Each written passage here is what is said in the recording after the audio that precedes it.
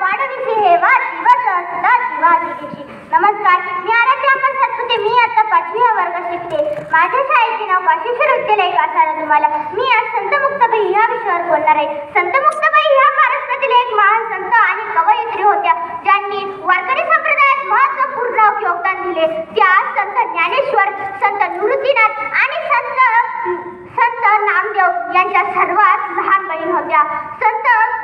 संत मुक्ताबाईंचा जन्म 1229 मध्ये महाराष्ट्रातील आपेगाव येथे झाला. त्यांच्या वडिलांचे नाव विठ्ठलपंत कुलकर्णी आणि आईचे नाव रुक्मिणीबाई होते.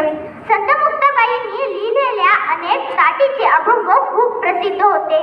समाजाच्या टीकेमुळे घर बंद करून बसलेल्या आपल्या भावांना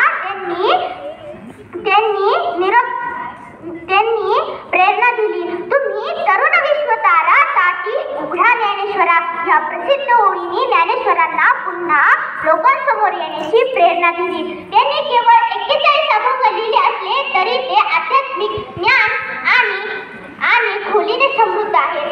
संत मुक्ताबाईंच्या अत्यंत लहान वयात म्हणजे 18व्या वर्षी जळगाव जिल्ह्यातील मुक्ताईनगर येथे त्यांनी समाधी घेतली. त्यांचे जीवन आणि कार्य महाराष्ट्रातील संत परंपरेत एक प्रेरणादायी अध्याय आहे.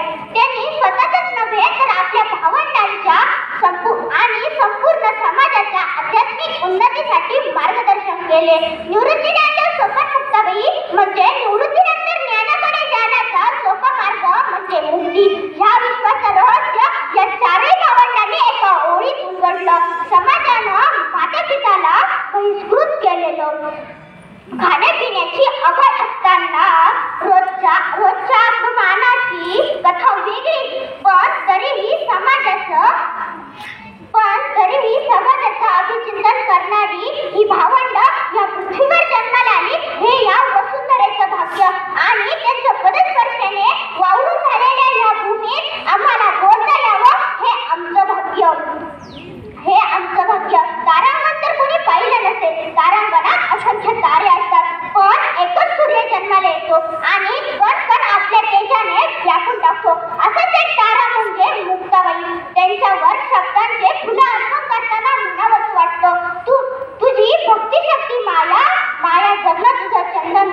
तुझी भक्तिशक्ती माया तुझं चंदन ग. लाख तुझी नावं रूपपोटी तुला वंदन ग.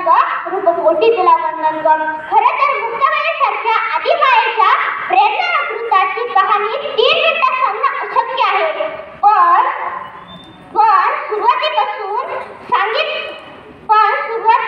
सुरुवातीपासून सांगितल्याप्रमाणे घेतलेला हा अभ्यास गोड म्हणून घ्याल, कारण शेवटी माऊलीचे शब्दात सांगणं झालं तर जैसा स्वभाव माया बापाचा अपत्य जरी बोले बोबडी भाषा.